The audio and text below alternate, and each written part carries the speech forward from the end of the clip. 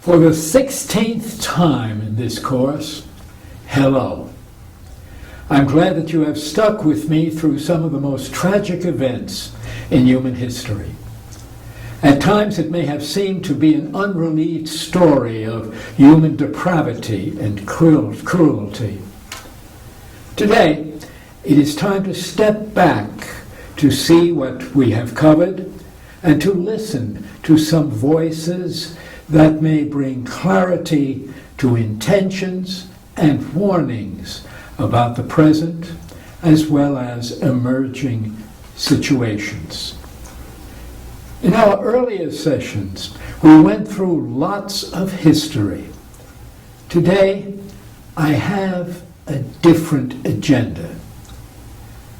At times you may think that I am preaching my own views. I hope that what I say is sufficiently objective and does not have a partisan cast, but really a human approach for it. My overarching questions for today are, how can we tell when a government, a leader, or a group will turn out to use terror as a tactic and involve religion in doing that as well? What might be the warning signs, and can conditions that spawn such leaders, can those conditions be corrected and even stopped? I'm going to open with two quotations from persons who have used to gain terror as part of their policies. These persons failed, thank God, or whatever you want to say is a transcendent power, that they essentially failed. And I will then use a quotation, a lengthier quotation, that is from one of the most important spiritual leaders of the 20th century. Now, all that will prepare us to what comes next in our broad going deep into the resources of religion for ourselves, our faiths, and our world. Here are the two quotations that will take us from the frying pan into the fires of the Holocaust. Number one, you can't make an omelet without breaking a few eggs. Repeat that. You can't make an omelet without breaking a few eggs. This was attributed to Francois de Charette, 1763 to 1796. A French monarchist who helped the American cause in the American Revolution. He wound up opposing the French Revolution and declared himself king of an area in southern France.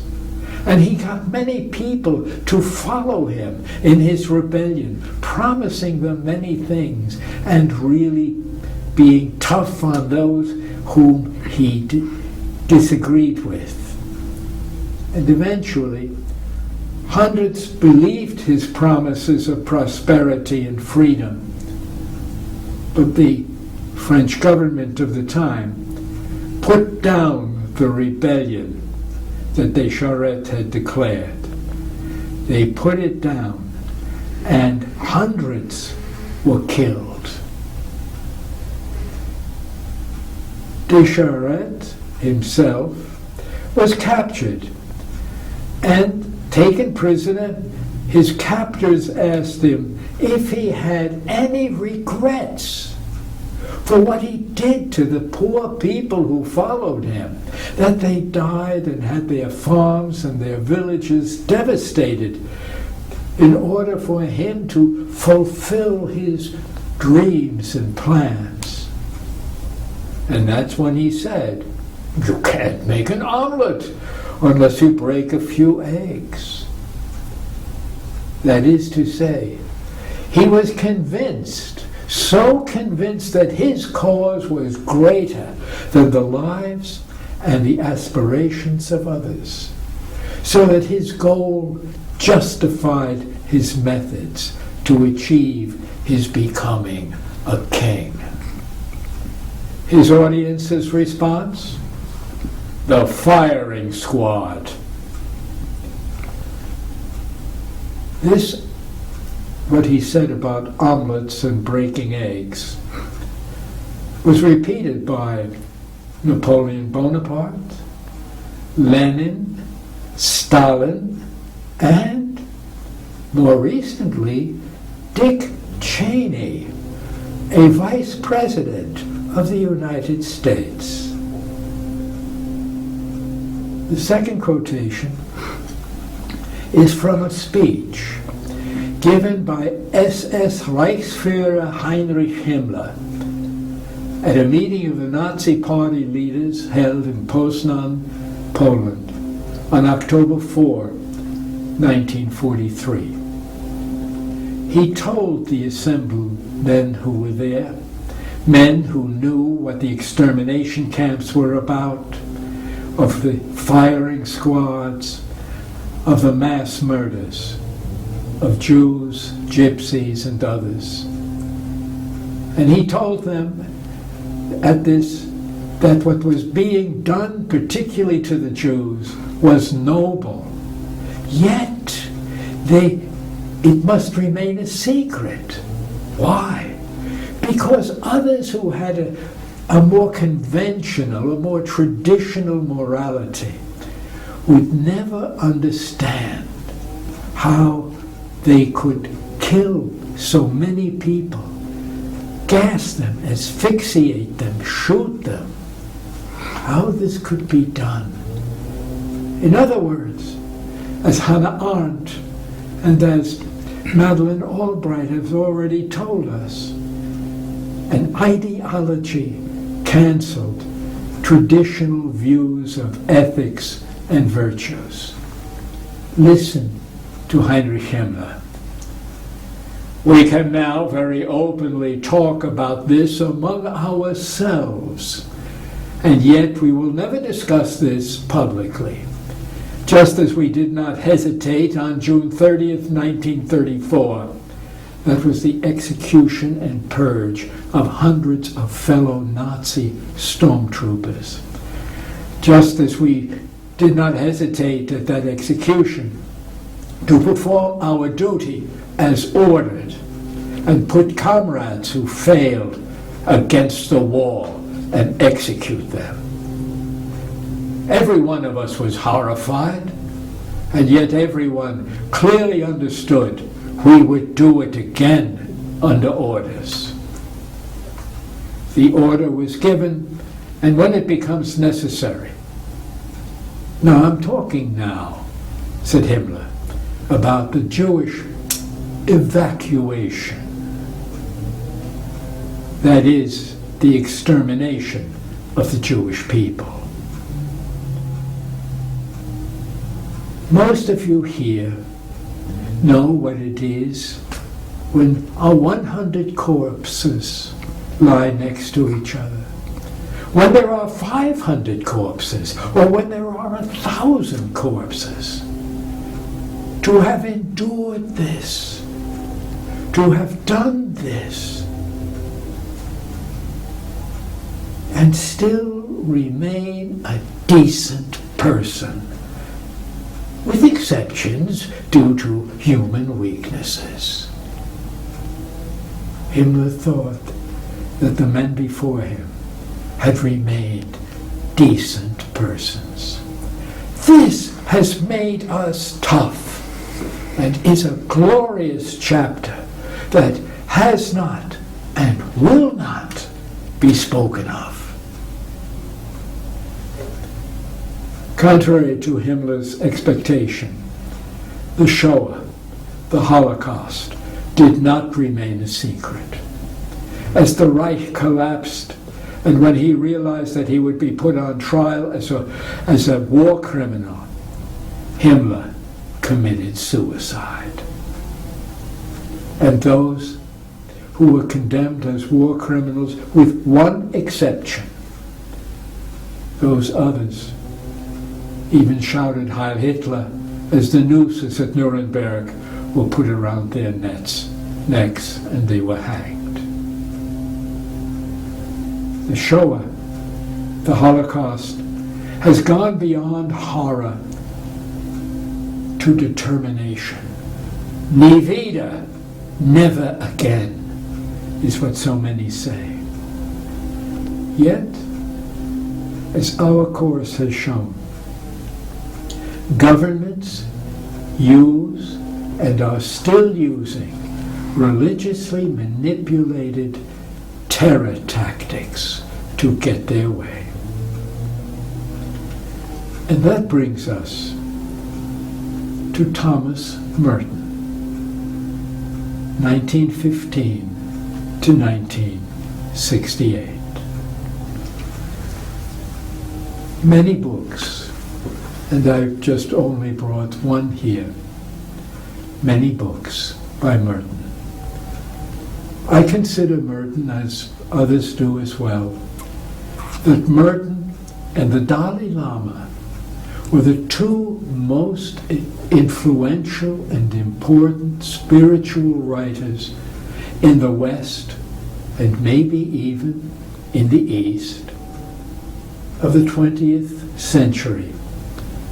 And the Dalai Lama, of course, continues in that way as well. Merton, after converting to Roman Catholicism as an adult, entered one of the Catholic Church's contemplative and tightly cloistered monastic communities, the Order of Cistercians of the Strict Obedience. That's abbreviated OCSO. They are still today are popularly called the Trappists. By the way, they make good cheese, fruit cake, and do excellent work as well, all with keeping silent most of the days of their lives together. This order, with its stress on silence, is what Merton needed. He had led a rather boisterous life, even fathered a child out of wedlock. He was a man who gave up a promising academic career in order to go into the silence of that monastery in Gethsemane, Kentucky. But he spoke with his pen and his pencil, with a typewriter. He died really in 1968, so it was before computers. He knew what it was to struggle with words and ideas. He was a man who was, as the Trappists saw, deeply engaged in prayer and contemplation. He did not hide from the world, but rather engaged the world without trying to possess it or anyone else, but to be possessed by God, the God of creation and of hope.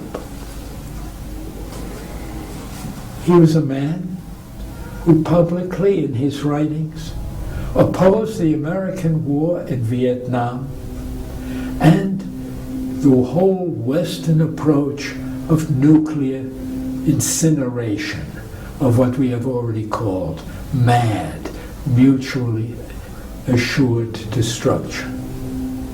He was opposed to totalitarianism, fascism, under any disguise. He was accused of treason by fellow Americans, but he wrote and kept writing to others. Merton kept writing. To whom did he write? He corresponded with Hindus, Buddhists, and Muslims, as well as with Marxists and atheists. Along with that, with the high nobles, corresponded with the Dalai Lama, met him 3 times. He wrote to an interested Muslim man who just wanted to know about Christianity, and they engaged in a years-long correspondence. He talked to humble people, or not talked, but through his writings, for he was always within the monastery. But toward the end of his life, he was given permission by his abbot. An abbot is the monastic term for the head of the monastery. He was given permission by his abbot to travel to Asia to meet with monks of other faiths. And on that trip he met again with the Dalai Lama, and he came to fuller understandings of Buddhism in its many different forms, and worked with those other monks, with Hindu holy men, with even Sufis, and with ordinary people. He went to Bangkok in Thailand, where he was to give a paper on really the role of the mystic, the role of the monk in the world today. It was a hot day. He took a shower. He padded across the tile of his room where he was to be at the meeting place, and went to turn on an electric fan. It was not in good repair. As he turned it on, his one foot still damp and in a puddle. The shock killed him. He was electrocuted by accident. There was a memorial service for him where there were the monks who were Buddhists and Hindus, and the Sufis were there, that they were Hindus, people of every religion, at his memorial service in Thailand. And today, his body rests in that cemetery in Kentucky at the Trappist Monastery, where he has found peace. But his writings continue to influence people. They continue to speak to this day, more than half a century afterward, and even into the future. An autobiographical note. Some years ago, I led a graduate school seminar in which most of the students were Muslims. And the topic was Said Nursi and Thomas Merton. It was a challenge, because these two men had never really ever heard of each other. They never met. They never read each other's works.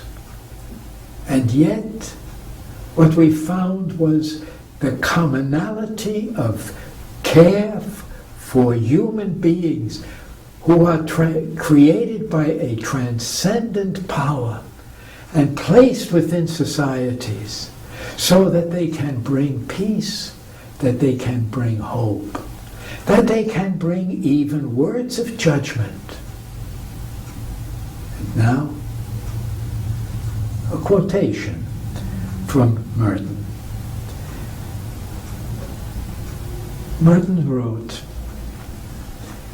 "If you want to understand the social and political history of modern man," sorry, he didn't get the course in gender sensitivity. If you want to understand the social and political history of modern man, study hell. What? And yet the world, with all of its words, is not yet hell. Well, I think what we have right here is a challenge. What he says,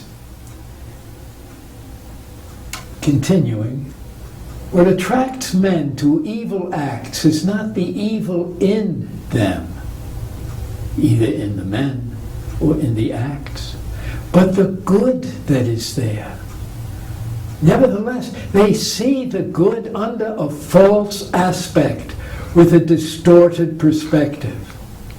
The good, seen from that angle, is only bait in a trap.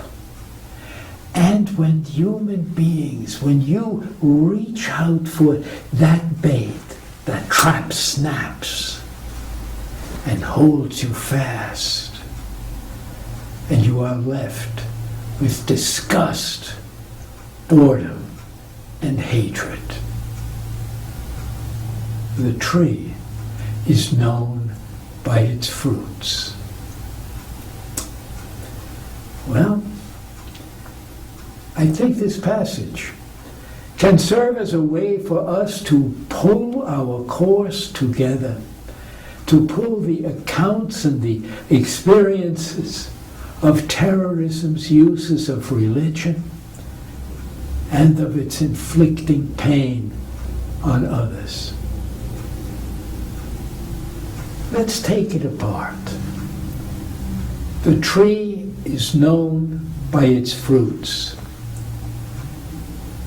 If you want to understand the social and political history of the modern world, study hell. That opening line is a rough quote from the New Testament, from Luke chapter 6, verses 43 through 45. Jesus is reported as having said, "No good tree bears bad fruit, nor again does a bad tree bear good fruit. For each tree is known by its fruit. Figs are not gathered from thorns, nor are grapes picked from bramble bushes.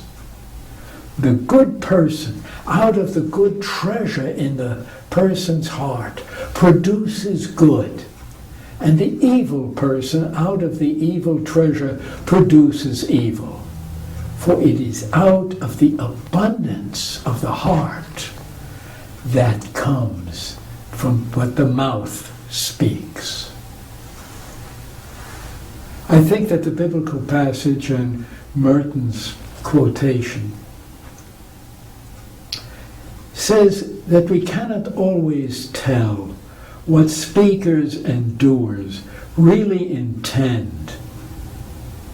And we cannot always tell what the results will be, intended or unintended. We can see, however, the results. That is, the fruits of what people accomplish. Obviously, the people who became dictators or totalitarian tyrants, obviously, they do not advertise their intentions at first, usually. Hitler did, actually. But he disguised it. And he disguised it as patriotism, as leading his people to greatness. with the result that they maybe do not intend to become fearful masters when they start out, but they grow into that. They grow into it gradually, imperceptibly, where others, and maybe even themselves, do not notice it, where they think, as Himmler put it, that they have really been such decent people. Nevertheless, it is with hindsight that members of their communities and later generations can see and experience the slipping of these leaders, where they become the purveyors, the merchants of terror in order to get their own ways. And people inside those communities and those outside those communities, us, we who have been through this course, we are the ones who can look, who can see the warning flags being waved. We can hear the sirens being activated by past despots and dictators. Because we can have knowledge, even as we brought forth in this course. We are neither innocent nor ignorant bystanders of the tactics, steps, and reasoning that past figures have used, and the steps that they have taken to do what Arndt and Albright have called totalitarianism and fascism. Think of what we now know about the Rohingya Muslims, the European Jews, the Russian kulaks and Kalmuks who died.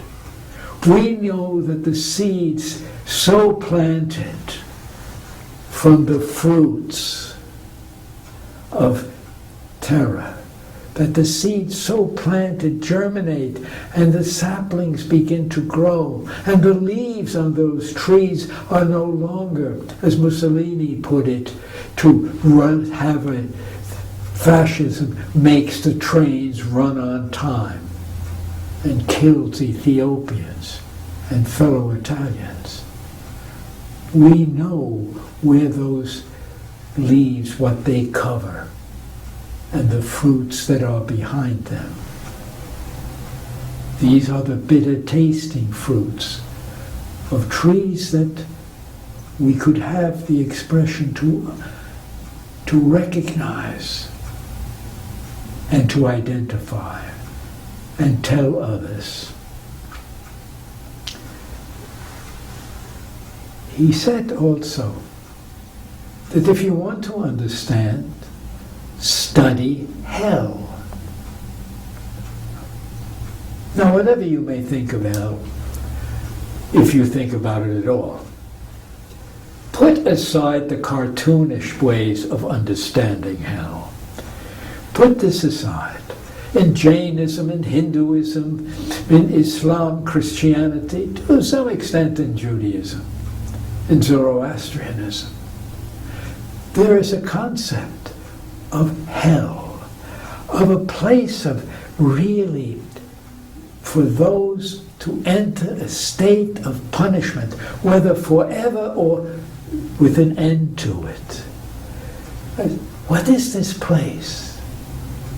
I think really, as Merton begins to describe it, that perhaps the scriptures also indicate that this is not prancing demons, but rather it is the state of punishment, of despair, of misery, of despising whatever human beings can become or what God really is. Hell is the place of misery where people earn their own misery and punishment. There is a great poem, series of poems, the Divine Comedy. It's not very funny, actually, but at the end it's not hellish. There is this Divine Comedy by Dante Alighieri, who lived from 1265 to 1321. And the first portion of it is called the Inferno, hell. And two factors stand out for us right now. First is the inscription over the gate of hell. Abandon hope, all you who enter here. It reminds me of what was over the main gate of Auschwitz-Birkenau. Arbeit macht frei. Work will free you. You'll be worked to death and then be free, at least from the camp. With this, the second point is, in the Inferno, in those people who were in hell, they don't repent. Think of that. In Dante's Inferno, those who are condemned to hell have really condemned themselves to it. They refuse to repent. They refuse to change, to see the capacity for change. And what they did was they almost programmed themselves for eternal punishment. But another factor about them in the Inferno, and I think this is what also Merton is getting at, another factor is they don't know anybody else is there. They are so locked into themselves, they don't realize that they're being crammed together in misery and hopelessness. But they still persist in their own way. What Merton is saying is not that we are already in hell.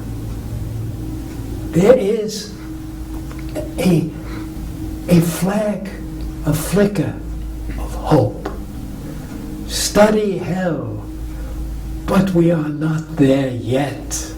There still is hope for us. There still is hope for this world. That there can be change if we recognize the danger signals. We can't wait for people, others, to do that recognition. We can't wait for them. We can't wait for the Romeros or for the others who rose up and stood against the opposition. We cannot wait for the Alisharatis to speak. We need to be aware now. And we need to raise up in our own generation, says Merton. We need to raise this up so that there are persons who have the sensitivity, who have the dedication, and who still have the hope of humanity. Most totalitarians don't start out as saying, I want to be a totalitarian leader and make my people miserable. No, they don't do that. They drift into it. And on that basis, think of the rest of that quotation of Merton's. What attracts men to evil acts is not the evil in them. Is that the evil in the person, in the evil in the act? But rather the good that is there. The trouble is that this good is seen under a false aspect. We misinterpret the good, that it's all right to break those eggs. It's all right to kill those Jews. It's all right to really treat individuals as part of a mass, as Hannah Arendt puts it, against totalitarianism. It's all we need to have, the awareness that if we nibble at the bait of power, even if that power seems so attractive that we have to break a few eggs in order to get what's good for everybody else. As long as we get rid of those people, we stop those journalists, we really cut down those who oppose us. That's when the trap snaps and catches people, and catches even communities, that they march, that they listen to the Himmlers and to the others who will lead them over the precipice into really disasters for themselves and for others. Merton had hope. And there are those in our generation who have hope as well. We have seen this with the Dalai Lama. We have seen it with Said Nursi. If you may recall his Damascus sermon, in which he listed, a half a dozen problems of this world with their resolutions. And there are those who want a generation or generations of persons to be raised up with that sensitivity, with that compassion and that courage that is willing to take risks and to be criticized, to be misunderstood as well. There are such people in our world today. And I don't want to get into any kind of debates at this point, maybe later on at other points, for the fullness of, let's say, one of the people today, Fethullah Gulen, of the Hizmet movement. And I know this is controversial, and I'm not giving a commercial for him. But he sees that there are three besetting problems, three troubles. He condenses, really, Nursi's 6 or so, he condenses them into the problems of ignorance. And its resolution is not to be numb to the world, but education. For us to stop wasting our time on television programs about dancing with stars, to stop wasting our time and our abilities and our resources, but to learn and to help others learn. As Alan Bosak had said in the apartheid times in South Africa, we can no longer be innocent. We know the injustice that goes on. Education is crucial. Awareness and sharing that education. Second, poverty. Pope John 23 was very clear that there is enough food in the world, that there is hunger. Occasionally there may be a natural disaster and a drought, but really there is enough food. That there is starvation, that there is hunger, is a political decision, not a human decision. It's a power play. Recognize it, and then deal with it, whether it be through the ballot box or whether it be in direct statements and advocacy. And the third problem, division. That a totalitarian state, a totalitarian leader, is one who finds the places, the cracks, where he can hammer in the wedges, be they wedges of race or class, of economic system, of gender, that these divide people when really they need to be brought back together. Not so much in their theologies per se, but in their understanding of God's will or of the human drive for companionship and for justice.